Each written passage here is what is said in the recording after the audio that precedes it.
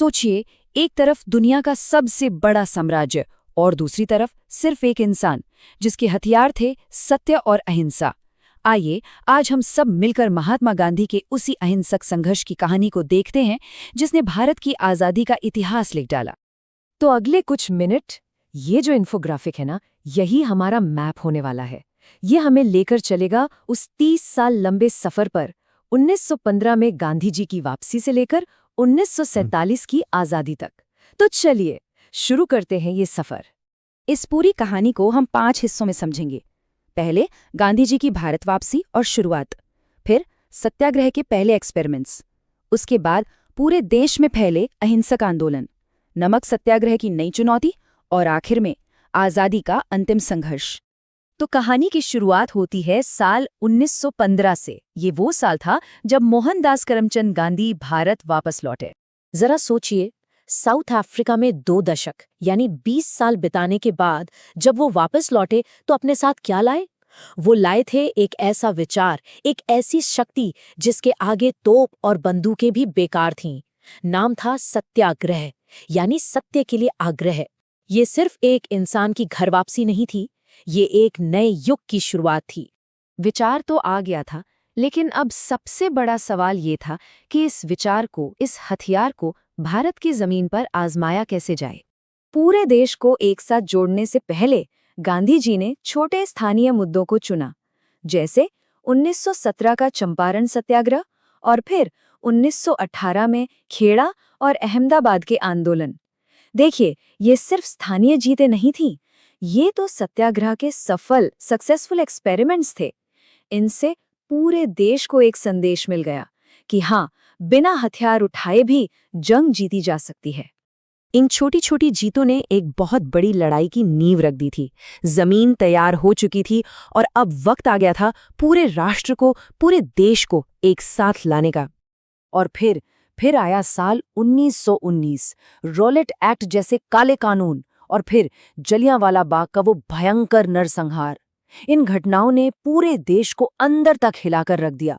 लोगों के दिलों में गुस्से की जो आग भड़की, जो लहर उठी, उसी ने एक देशव्यापी आंदोलन को जन्म दिया। इसका जवाब गांधी जी ने दिया असहयोग, नॉन कोऑपरेशन। मतलब साफ था, हम आपके शासन में, आपके सिस्टम में सहयोग ही नहीं करेंगे।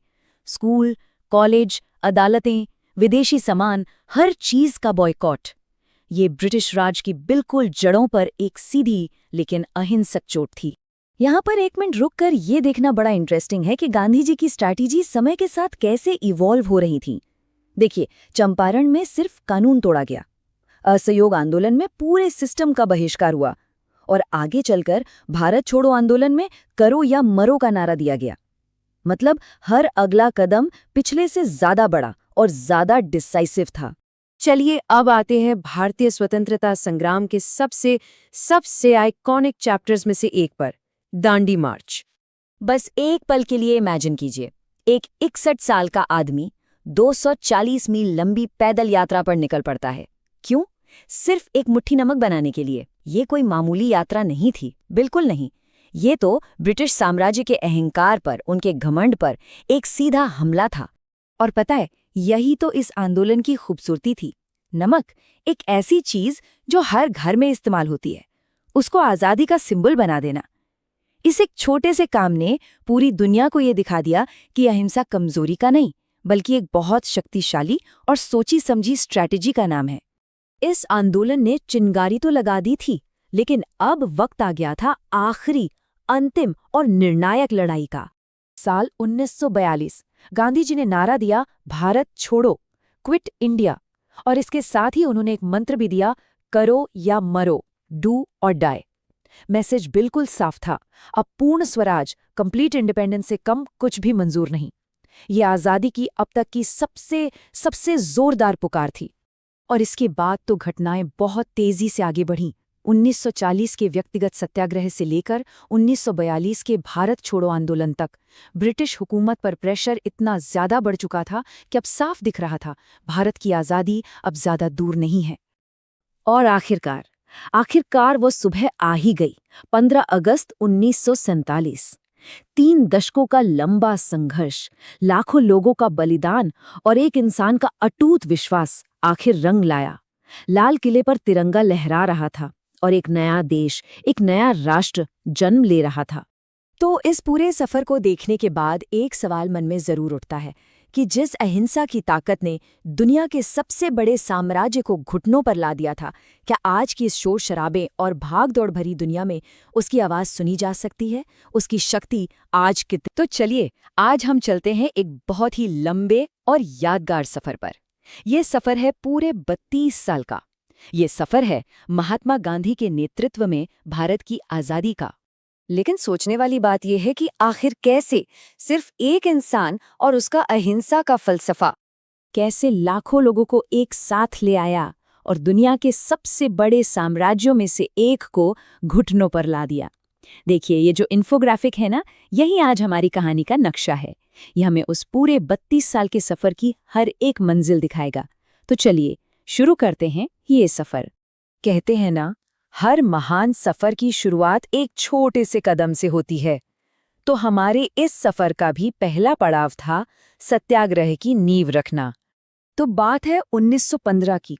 गांधी जी कई साल दक्षिण अफ्रीका में बिताने के बाद भारत वापस लौटे। लेकिन वो अकेले नहीं आए थे। अपने साथ वो एक ऐसा क्रांतिकारी आइडिया लेकर आए थे जिसने देश की तकदीर बदल दी। और वो आइडिया था सत्याग्रह। अब सत्याग्रह का मतलब सिर्फ शांति से प्रोटेस्ट करना नहीं है। इसका असली मतलब है सत्य का बल, यानी सच की ताकत। एक ऐसा फलसफा जहां अन्याय के सामने सच पर डटे रहना है, बिना झुके और सबसे जरूरी बिना हिंसा किए। और यही फलसफा पूरे स्वतंत्रता आंदोलन का, कह लीजिए, इंजन बन गया। गांधी जी भारत आए तो सिर्फ बातें नहीं की, उन्होंने सत्याग्रह को सीधे मैदान में उतारा, उसे आजमाया। पहले 1917 में चंपारण के नील किसानों के साथ खड़े हुए, फिर उसी साल खेड़ा में ज्यादा टैक्स के खिलाफ किसानों को एकजुट किया और 1918 में अहमदाबाद में मिल मजदूरों के हक के लिए हड़ताल की। ये जो छोटी छोटी जीतें थी ना, इन्होंने एक बड़ी बात साबित कर दी कि अहिंसा कमजोरी नहीं बल्कि एक जबरदस्त ताकत है। तो ये तो थी शुरुआत, लेकिन अब कहानी छोटे छोटे इलाकों से निकलकर पूरे देश में फैलने वाली थी। ये वो दौर था जब एक राष्ट्र जाग रहा था और पहली बार एक साथ आवाज उठाने जा रहा था। लेकिन सवाल अब भी वही था। कुछ जगहों पर मिली कामयाबी, ठीक है, पर ब्रिटिश साम्राज्य जैसी इतनी बड़ी ताकत को ये छोटी छोटी सफलताएं भला कैसे चुनौती दे पाती? इसका जवाब था सत्याग्रह को एक लोकल हथियार से एक राष्ट्रीय आंदोलन की सुनामी में बदलकर। रॉलेट एक्ट के खिलाफ जो सत्याग्रह हुआ और फिर 1920 से 22 तक चला असहयोग आंदोलन, ये इसी की सबसे बड़ी मिसालें हैं। देखिए, असहयोग आंदोलन का आइडिया बहुत सीधा और साफ था। अगर हिंदुस्तानी सहयोग ना करें तो अंग्रेज राज कैसे करेंगे? तो बस ब्रिटिश सामानों का बहिष्कार करो, उनकी दी हुई उपाधियां लौटा दो और स्वदेशी अपनाओ, मतलब आत्मनिर्भर बनो। और इस आंदोलन की सबसे खास बात ये थी कि इसने पहली बार हिंदू मुसलमानों को इतने बड़े लेवल पर एक मकसद के लिए एक साथ खड़ा कर दिया। चलिए अब सफर के उस पड़ाव पर चलते हैं जो शायद सबसे ज्यादा मशहूर है, सबसे ज्यादा नाटकीय। एक ऐसा मोड़ जिसने आजादी की लड़ाई का रुख ही मोड़ दिया। हम बात कर रहे हैं दांडी मार्च की। 1930 का वो दांडी मार्च, वो सिर्फ एक पैदल यात्रा नहीं थी, वो सविनय अवज्ञा का, मतलब विनम्रता से कानून तोड़ने का सबसे बड़ा प्रतीक बन गया। सोचिए, नमक कितनी मामूली सी चीज है ना, लेकिन उसी पर ब्रिटिश सरकार का कंट्रोल था।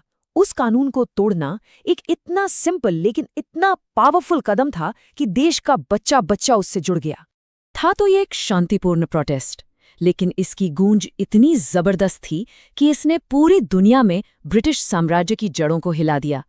दुनिया ने पहली बार देखा कि भारत की आजादी की मांग में कितना दम है और वो कितनी सही है। और अब हम पहुंचते हैं इस सफर के आखिरी और सबसे अहम दौर में। अब बात किसी सुधार या रियायत की नहीं थी, अब मांग थी सिर्फ एक, पूरी आजादी। ये बड़ा दिलचस्प है अगर हम इन बड़े आंदोलनों के विकास को देखें। देखिए, शुरुआत हुई 1920 के असहयोग आंदोलन से। तब मकसद था स्वराज, मतलब अपना राज। फिर आया सविनय अवज्ञा आंदोलन और मांग बड़ी हो गई। अब चाहिए थी पूर्ण स्वतंत्रता। और फिर आखिर में 1942 में भारत छोड़ो आंदोलन, जिसका मकसद बिल्कुल साफ था, अंग्रेजों तुरंत भारत छोड़ो, कोई बातचीत नहीं, कोई समझौता नहीं। और 1942 में गांधी जी ने वो नारा दिया जो इतिहास में अमर हो गया, करो या मरो।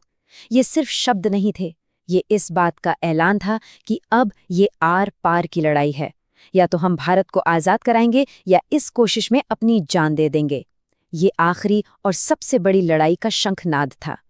और फिर दशकों का संघर्ष, न जाने कितने त्याग और लाखों लोगों की कुर्बानियों के बाद वो दिन आया, 15 अगस्त 1947। वो लंबा मुश्किल सफ़र आखिरकार अपनी मंजिल पर पहुंच ही गया। भारत आज़ाद था। तो सफ़र तो यहाँ ख़त्म होता है, लेकिन एक सवाल छोड़ जाता है, एक बहुत बड़ा सवाल, कि गांधी का जो अहिंसा का रास्ता था, उसकी आज की इस दुनिया में क्या अहमियत है? क्या आज भी वो उतना ही प्रासंगिक है?